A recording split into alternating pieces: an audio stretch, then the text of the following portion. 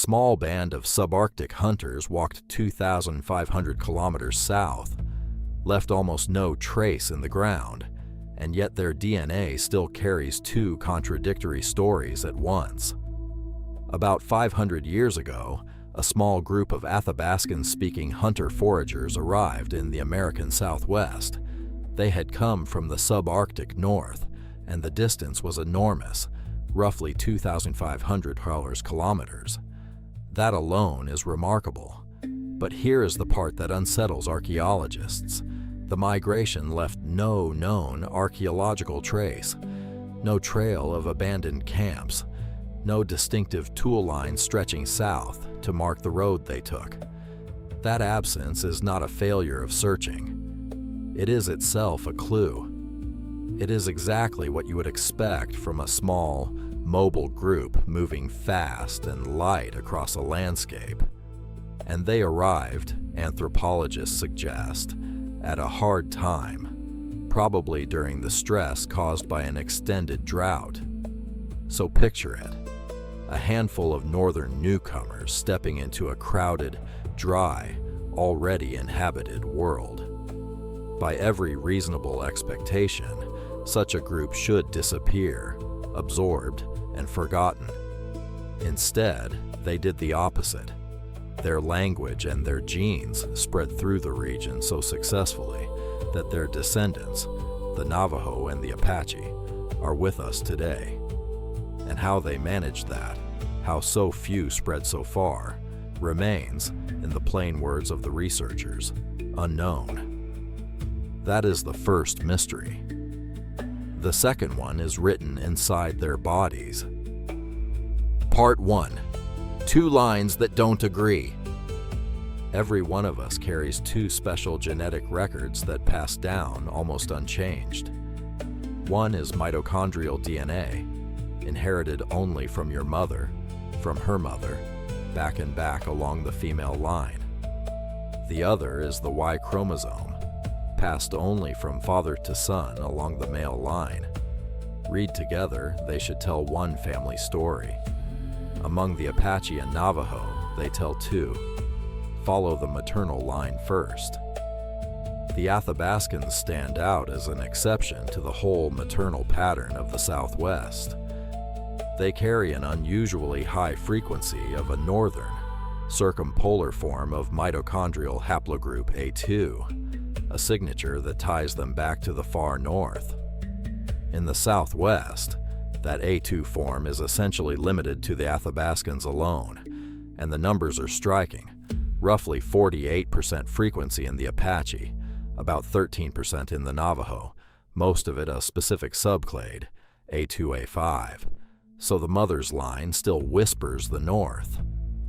But hold that thought, because when you turn to the father's line, the story bends in a direction no one would guess from the mother's alone. Part 2. The consequence written in the father's. The Y chromosome should have carried the same northern signal as the mother's. It does in part.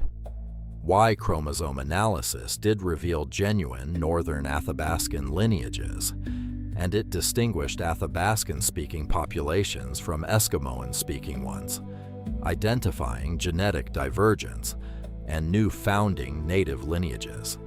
So the northern paternal thread is real. But it is not the whole picture, and this is the twist.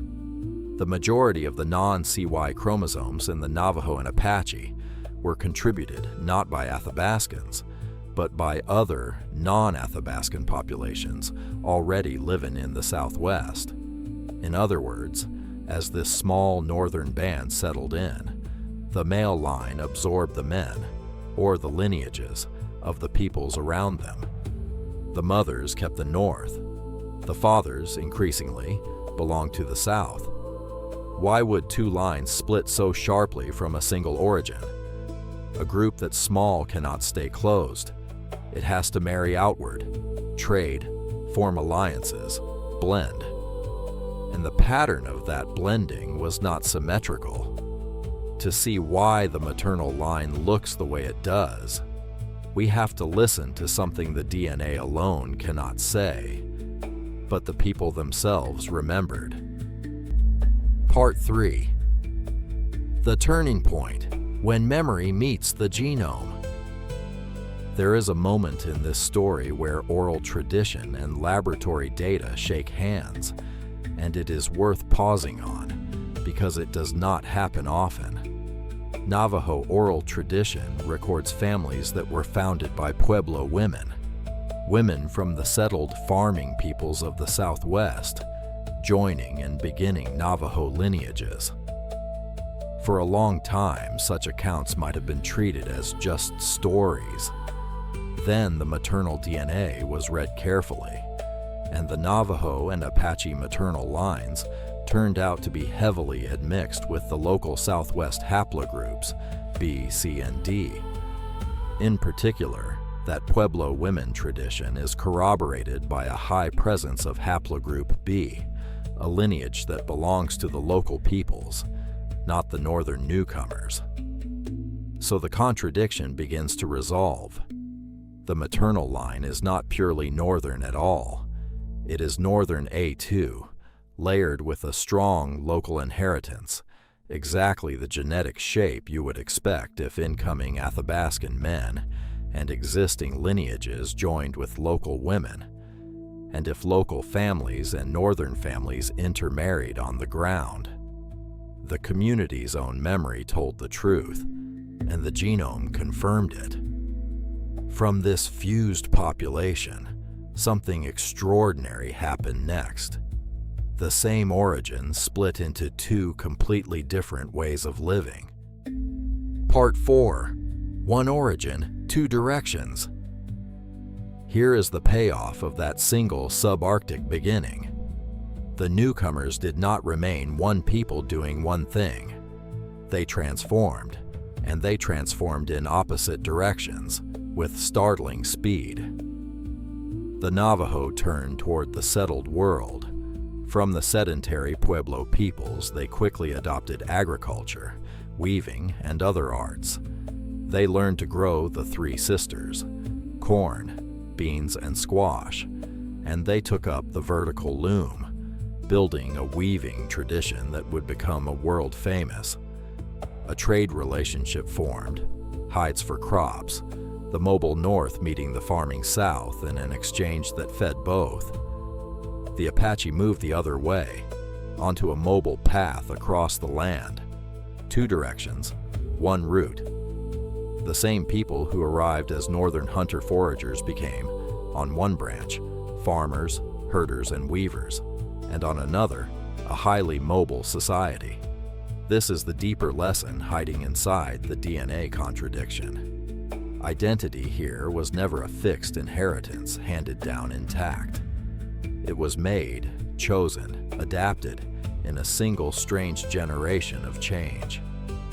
But the world they were adapting into was about to send a far harsher force against them, and it too left a genetic scar. Part 5. The colonial echo in the blood. When Europeans arrived, the Southwest split again, this time by force. Under Spanish rule, the Pueblo peoples were directly subjugated. The Navajo and the Apache were not. They were never subjugated. But the cost of that independence was that they remained intermittently at war for roughly 2.5 centuries. 2.5 centuries. And that history did not stay in the chronicles. It entered the genome. Following European contact, many native Y-chromosomes in these populations were replaced by European male lineages. Read that carefully, because it is a heavy sentence.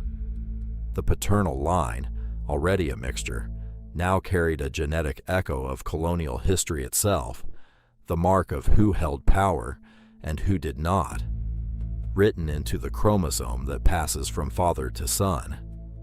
This is where a documentary must slow down and be honest about what such a fact means and does not mean. It is a record of a violent, unequal history of contact that was often coercive. It is not and can never be a ranking of peoples, a scale of worth, or any confirmation of one group over another.